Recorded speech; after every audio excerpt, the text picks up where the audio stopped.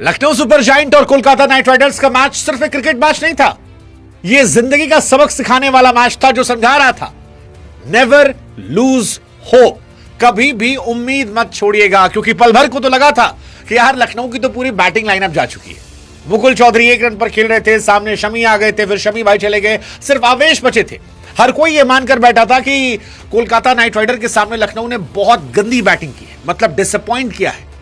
लेकिन जैसे ही आप सोचते हैं कि कहानी खत्म हो जाती है, हम भूल जाते हैं कि कड़ी सिचुएशंस में ही किसी को स्टार बनने का मौका मिलता है। और आज एक सुपरस्टार मिला, नाम मुकुल चौधरी। वो सुपरस्टार जिसको लेकर 28 तारीख को ही हमने कह दिया था कि भाई साहब लखनऊ में एक लौंडा है जिसका नाम है मुकुल चौधरी, और उसका इंटरव्यू हमने किया है। लखनऊ के 12-13 प्लेयर्स का इंटरव्यू किया है, जस्टिन लैंगर, केन विलियमसन और विक्रम राठौड़ का इंटरव्यू किया है, और वो सब कह रहे हैं कि भाई इस लौंडे में अलग फायर है। अर्जुन तेंदुलकर ने हमसे पॉडकास्ट में कहा था कि भैया इसमें अलग फायर है, वो जो छक्के मारता है वैसा छक्का कोई नहीं मारता।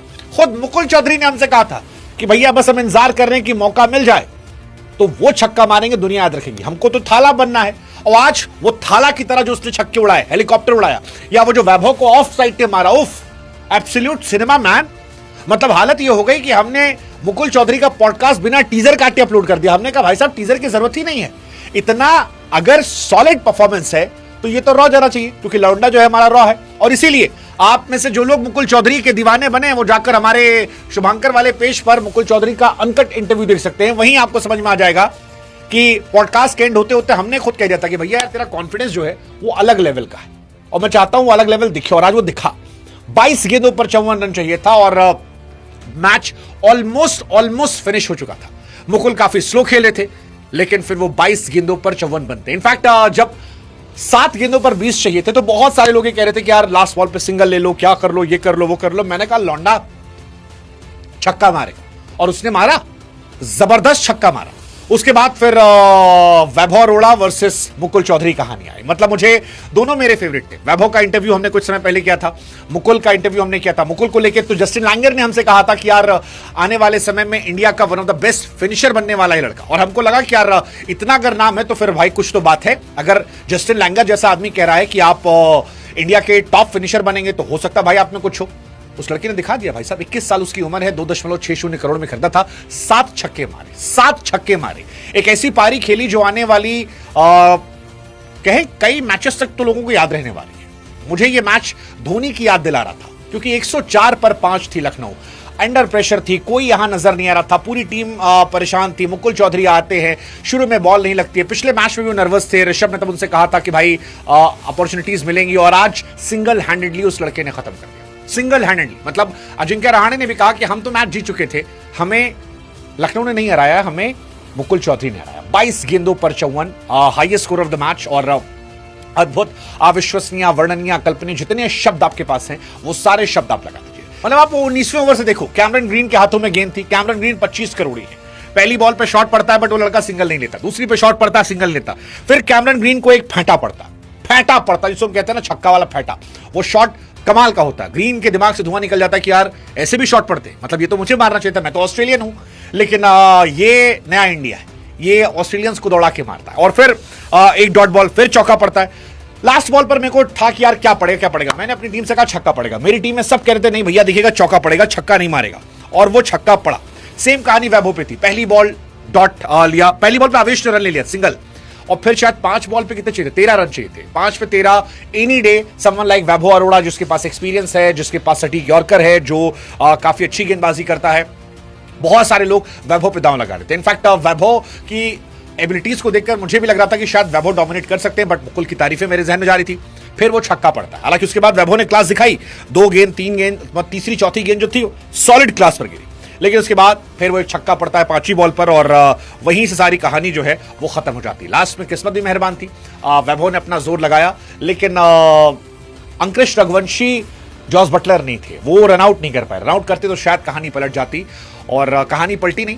लखनऊ जो है वो टॉप 5 में पहुंच गई, और मुकुल चौधरी जो है वो एक रात में स्टार बन गए, सुपर स्टार बन गए। आज का दिन मुकुल चौधरी का दिन था, और मुझे रियलाइज हुआ कि जब आप कैंप्स में जाते हैं, खिलाड़ियों को ऑब्जर्व करते हैं, तो आपको ये समझ में आता है कौन कितना बड़ा स्टार है। मुकुल चौधरी को लेकर डे 1 से एब्सोल्यूट सिनेमा चल रहा था कि भाई साहब ये जीत जाएंगे, सॉलिड टीम है।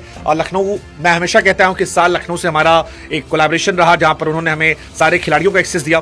बट इस खिलाड़ी को लेकर मैंने 10 दिन पहले वो वीडियो में कह दिया था कि इस साल प्रिंस यादव और मुकुल चौधरी विद मोहम्मद शमी, ये 3 आपको नजर रखने चाहिए। और अभी भी मुझे लगता है लखनऊ अपना बेस्ट नहीं खेल रही है, क्योंकि लखनऊ के पास अभी जॉश इंग्लिश नहीं है। हसरंगा का वो एक विकल्प लेकर आएंगे जो शायद उनको लोअर मिडिल ऑर्डर में बैटिंग देगा। जॉश इंग्लिश आ जाएंगे, ऊपर भी अभी उनके फायर जो है पूरन से निकला नहीं है। अभी भी उस टीम में बहुत पोटेंशियल है जो वो कर सकते हैं। बट एनीवेज, लखनऊ टॉप 5 में आ चुकी है एंड आई बिलीव कि लखनऊ आगे अच्छा करे और बेहतर करे। लेट्स जस्ट होप कि ये हो। कोलकाता ने भी अच्छा खेला आज। सुनील नरेन ने हिस्ट्री बनाई, 200 विकेट निकाले उन्होंने। 22 साल के अंकुश रघुवंशी जो हैं उन्होंने जबरदस्त पारी खेली। आज लगातार चौथा मैच था जिसमें अच्छा खेला उन्होंने, 33 गेंद 43 रन। अजिंक्य रहाणे ने आज बहुत जबरदस्त बल्लेबाजी की, मुझे उनकी बैटिंग बड़ी अच्छी लगी। 24 गेंद 41 रन आज उन्होंने बनाए। बट ये मैच आई थिंक लखनऊ का मैच था, क्योंकि अगर आप शुरू में भी देखोगे केकेआर ने आज बहुत गलतियां की हैं। मतलब शुरुआत उनकी ठीक ठाक थी। एक कंट्रोवर्सी हालांकि जरूर थी फिनेले ने कैच को लेकर, जो दिग्वेश राठी ने बाउंड्री लाइन में पकड़ा था, क्या वो पैर टच कर गया था, नहीं टच किया।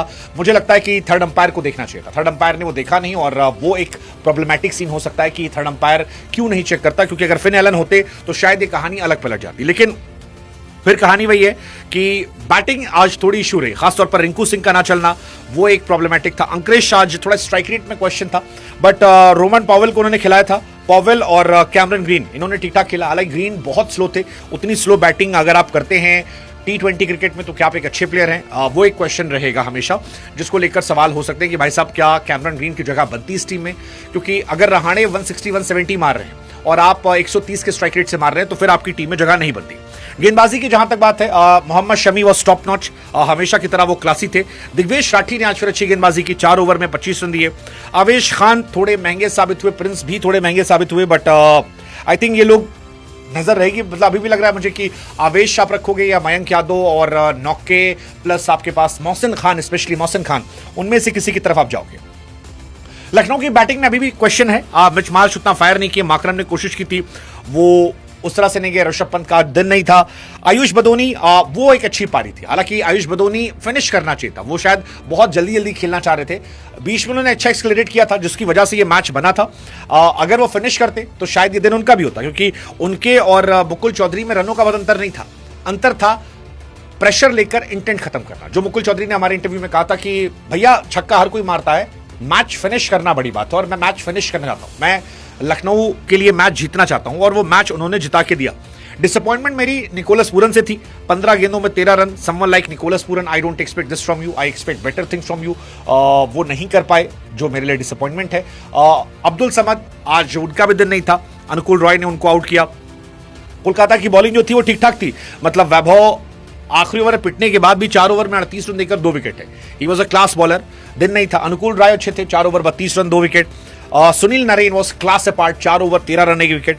मतलब मैं तो ये समझ नहीं पाया कि निकोलस पूरन को मैं यहां रेट करता हूं, निकोलस पूरन को। और निकोलस पूरन इतने सालों से खेलने के बावजूद वो सुनील नरेन को नहीं खेल पाते, जो मेरे लिए बड़ी शॉकिंग और डिसअपॉइंटिंग बात है कि ऐसा क्या है कि मतलब वो कभी खेल ही नहीं पाते उनको, तो वो एक हैरानी है।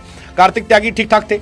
ओवरऑल दिन जो था वो मुकुल चौधरी के लिए था। भगवान ने परेशानियां सारी बढ़ा दी थी और उन सारी परेशानियों के बीच में एक नया लड़का भेजा था कि जाओ, छाओ, राजस्थान का नाम रोशन करो, सीकर का नाम रोशन करो। और एक मध्यम वर्गीय परिवार से आकर जब लड़के अच्छा करते हैं तो मुझे लगता है कि उनकी शाबाशी जितनी हो उतनी ज्यादा कम है। सो आई एम वेरी हैप्पी, बहुत बहुत बहुत खुश हूं मैं।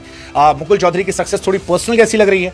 पर्सनल इसलिए क्योंकि मुकुल चौधरी को बहुत करीब से जाकर मैंने उनका इंटरव्यू किया था और मुझे अभी भी याद है कि आज जब उन्होंने कहा था कि मेरा पॉडकास्ट हुआ है, तो वो आई थिंक मेरे लिए मोमेंट था, उनका ये कहना, और अब उन्होंने डिलीवर किया। So I am very happy for Mukul Chaudhary.